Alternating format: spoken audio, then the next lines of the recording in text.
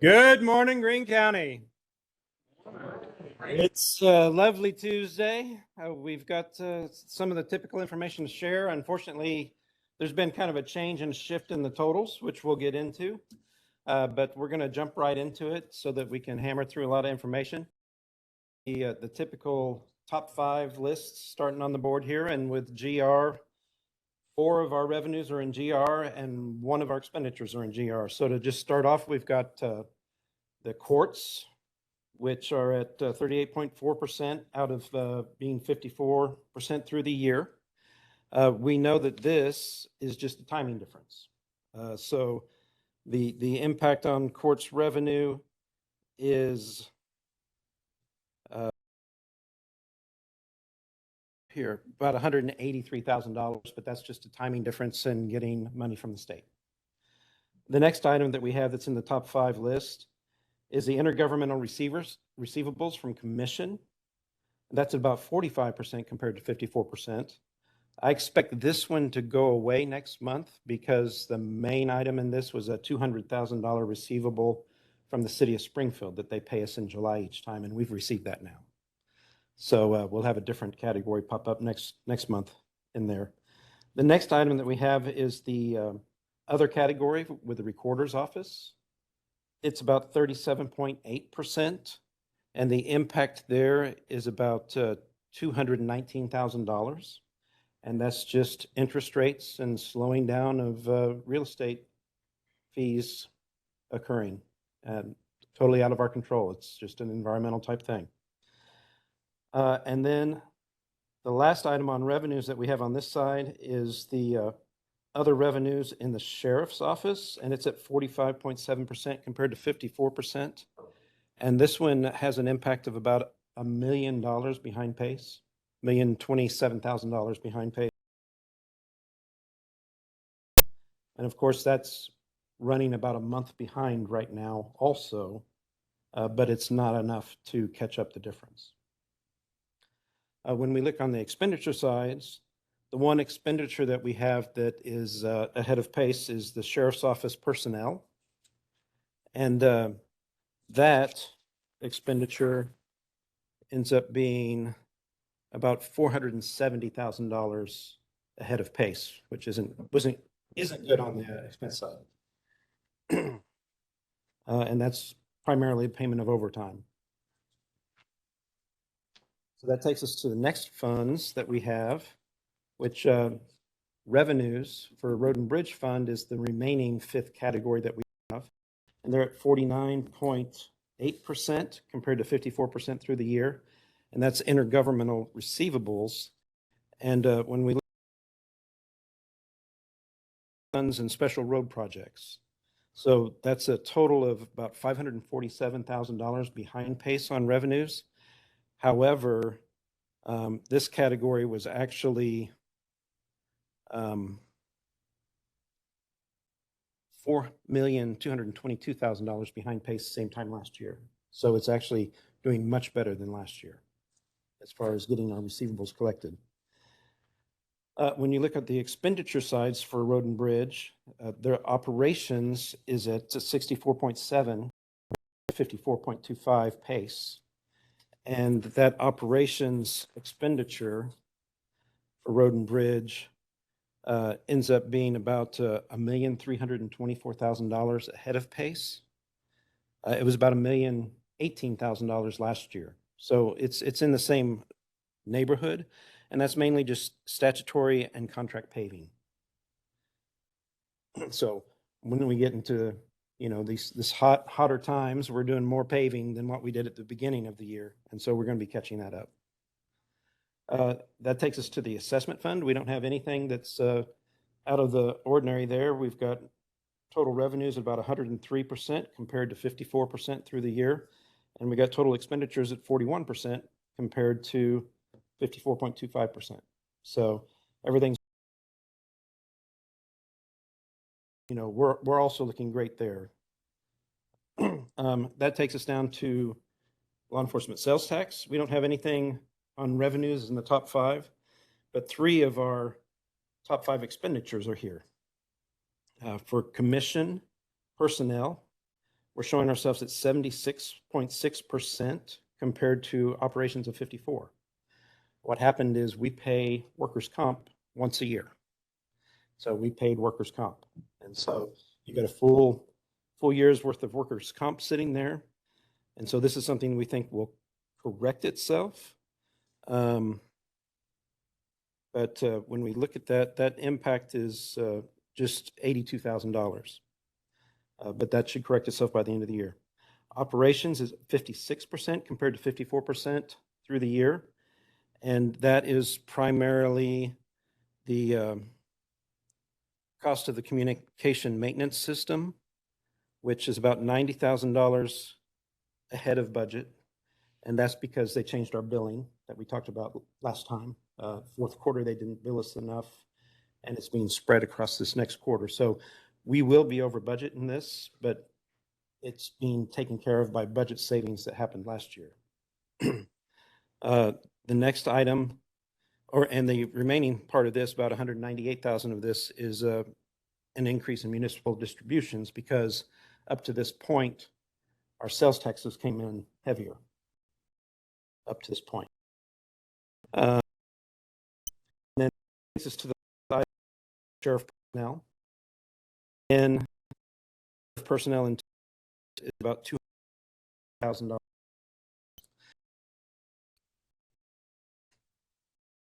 which only do to the jail. When we look at the next sheet, I just want to show vacancy in X.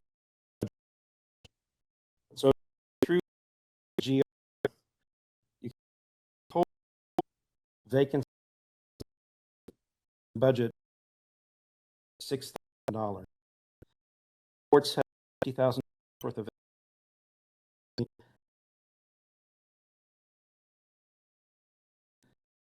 executing $106,000 excess vacancy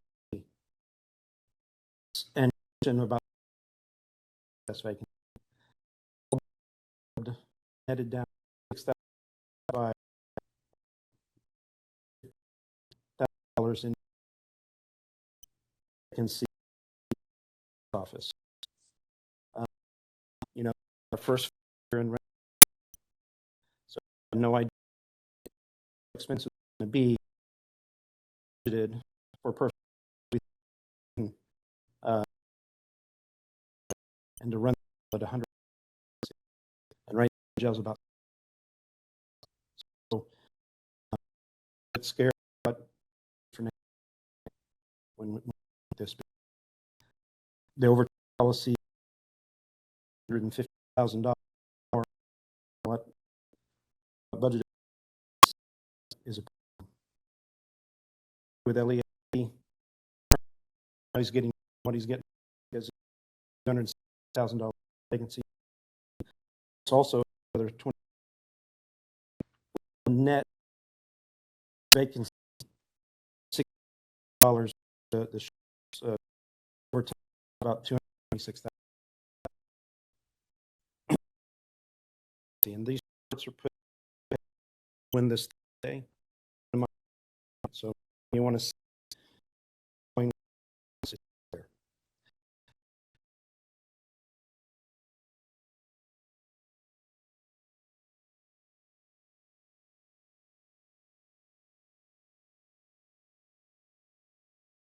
Sales tax figure that the last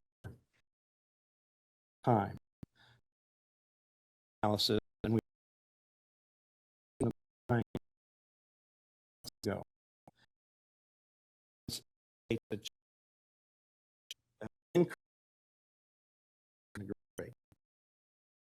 In the March and for about 70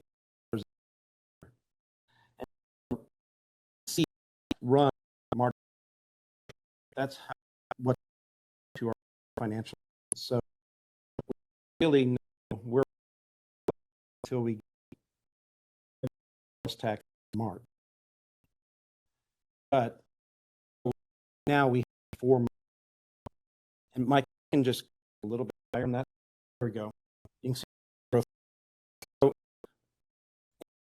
last couple had phenomenal growth.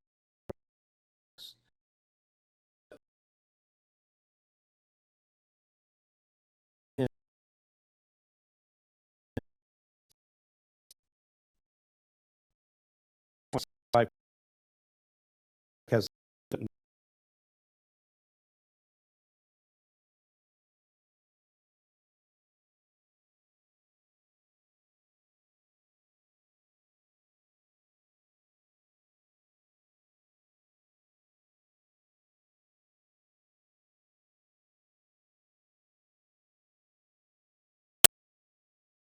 changed.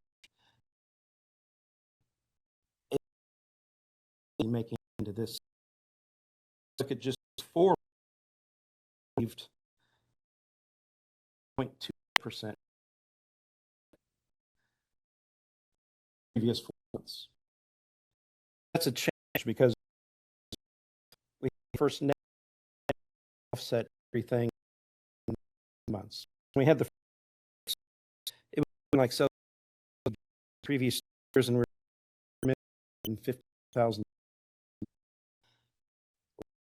We had negative change because the first negative. So we this guy we see how the month came negative near negative still even. So now at change projection instead of 4,050,000 higher, look GR1 260 budget be 107 behind. That's a hit to go from 4.3 to 7 negative. It's just affecting the steeper amounts tax in this. We'll see what happens. Change the but I can go to this to our member, and when we get revenue adjusted revenue adjusted commissions all we start about $1 million. Our expenses about 80 million. We expected to have savings, vacancy contingent to total over expenses about $7 for this attention.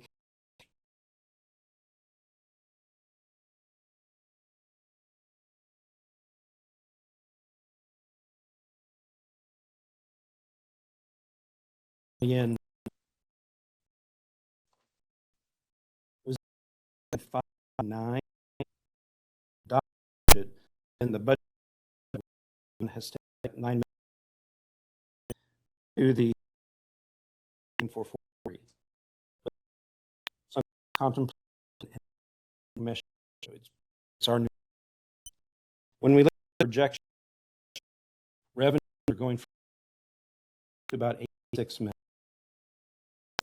As an tax, like $107,000. Federal, which we just about 133,000. 105,000. Interest is about $261. And he's about 100 budget. Project it's coming. Look, something it up by the end of by late election. These are considered the impact. Expenses of $3 million 8 million here. It's a lot better. We haven't stories over showing about 200 health and the budget. Vacancy, just that 11,256. It typically is much higher by this point. A PA capital, we have a budget adjustment that we need to do, but right now PA capital is about another $23,000 increase in expenditures. And then we're backing out ARPA items that are in the budget of about $2,734,000 because those are going to be reimbursed. So we're not going to punish ourselves with our ARPA activity. And then we have unspent contingency of about $2,289,000. And so that's how we get down to just $78 million in expenditures. So that gives us a net revenues over expenditures of about $7.8 million compared to the budgeted plan of $7.7 million. So we're still doing pretty good there. However, our transfers end up being a little bit higher because we have to cover just a little bit more in expenditures. Law enforcement sales tax fund. So our change in cash is projected to be about $10,476,000. When we look at road and bridge, they're going from $3,480,000 to $5,340,000. So very strong fund there. Assessment fund, we thought there'd be a spend down of about $1,025,000, and right now it looks like that spend down is only going to be about $531,000. So very strong fund there. Law enforcement sales tax, we have a budgeted change in cash of $948,000. The fund could afford to do that, and that's what we're holding it to, which just means GR has to pick up that additional transfer. So what does this mean for the 2024 budget? Back when this huddle first started, cash was king, and cash was our critical number. So just looking at our cash, when we did the budget for 2023, back in September, October, we estimated that we would have beginning cash for 2023 of about $42,495,000 of usable cash. And that part of that is why Commission was able to authorize the spend down, because we had excess funds from what we had in our plans. When we look at the 2022 financials, instead of having $42,495,000 in cash, we have $26,956,000 in cash. So where'd the $16 million in cash go?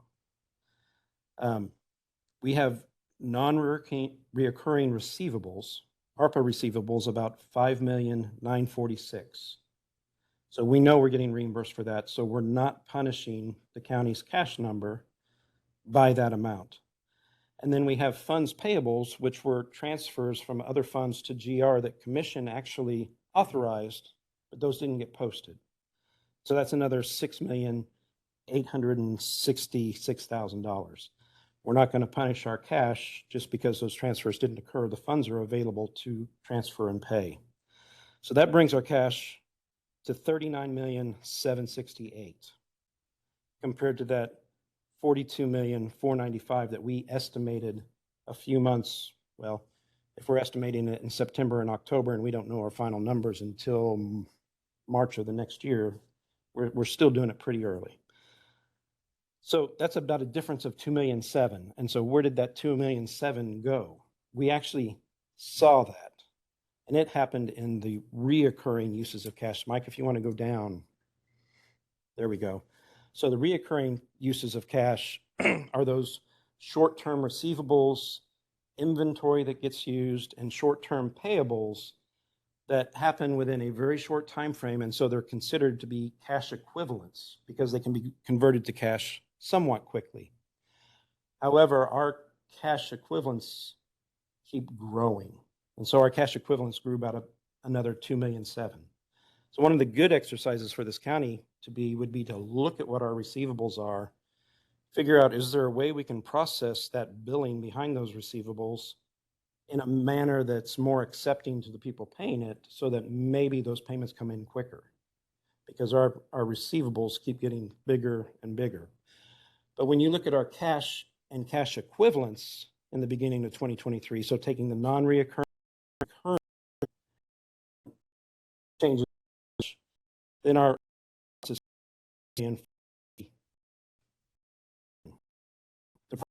that $20 million of cash is always over. So out there, that almost can't use it as punish ourselves, not count as usable. It isn't. We can just hope usable for cleaning. We're if we up just a little bit, in cash 23 8 use from the page 10,076. Sorry, in 20 cash 292. Our plan cash that we should GR we should have $2,070 usable cash, about $308 in cash. Now, some additional cash that reoccurring cash. So right now, this is short. A judgment for what I would. We can go to the page. So let's get talking. Just summarize 23. Trend down is 9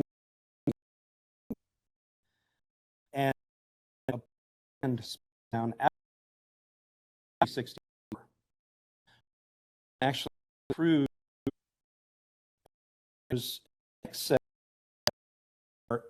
annual ability to repay 220. So that prices. Again, our 23 estimated expenditure $1,046 more. Keep the same level of 2020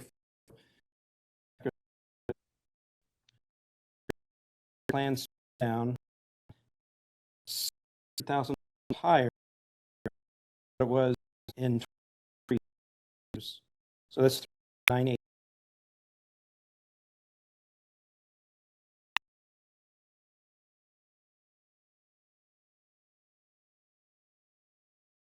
That's another $1,000 GR. Seen change to be vacant budget. No certain vacant, so we budget smaller of what we have, and that money we use the of how our net value $6 in at the time we $720,000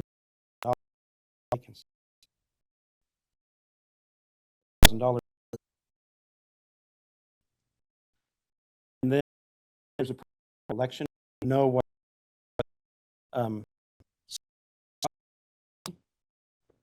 I look at general election as that's at $6,000 west.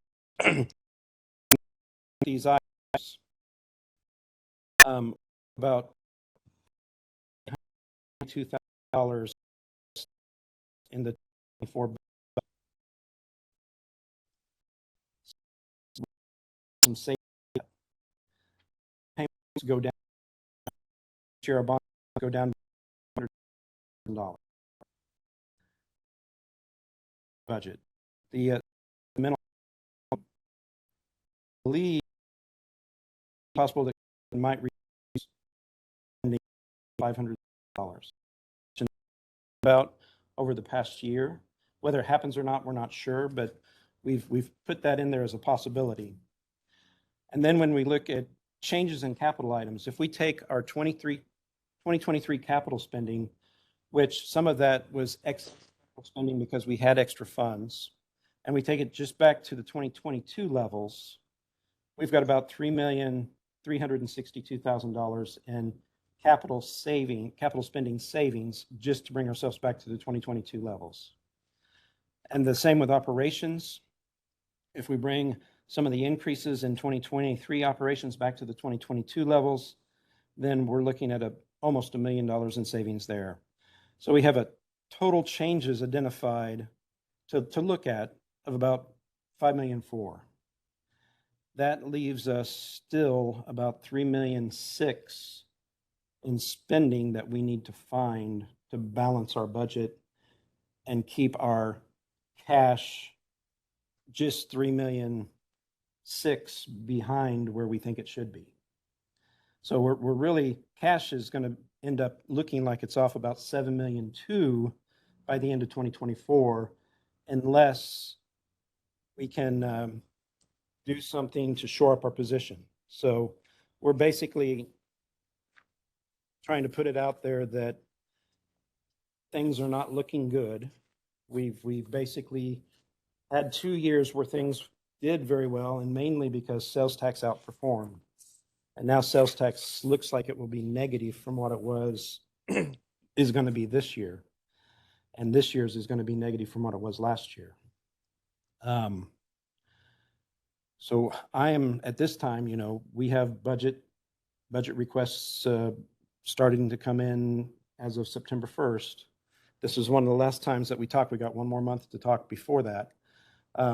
But I'm asking everybody to look at your numbers, maybe not look at how you can expand, but look at how you might be able to contract or save some money. I know with the budget office, in 2023 budget, we got approved a risk management director. We haven't been able to hire that person. There were some benefits to maybe having that person come on, but now we're looking at freezing that position and not hiring it, just so that there's savings for next year's budget. We also have a current vacancy with the 2017 sales tax that came into place. We got a third position. We are looking at what kind of duties that we can no longer do that just aren't important enough to do, or that we can get rid of a redundancy, or we can get rid of something else so that we freeze that position too. What we're looking for is those voluntary opportunities to where, it might mean a little bit more work for the people that are here, but you're going to be saving some budgetary money that will help make sure that employees get raises. So I don't want to spell this out as being dire, because it's definitely not dire compared to what the county has faced in the past. We have the ability to look forward more than what we've had in the past because of things like these huddles and the information we get from these huddles. And so by hopefully looking forward and making some changes now, we avoid those really nasty situations like we've had in the past. And that's the value of this huddle. The input that comes forth and how we look at it and how we can structure ourselves to, avoid future problems. That's what I got. I know we're getting pretty close to the end here, but if anybody has any questions or want me to elaborate on something, I'm more than happy to do that, because I know this is a big change in how we're presenting information from the last three meetings. Anybody want to talk about anything? Okay. With that, y'all, I wish y'all a really good day. Don't let this bum you out, because like I said, it's not as bad as it's been in the past. And we're just trying to have a great day. Go do that great work that the county does day in and day out every day. Thank y'all.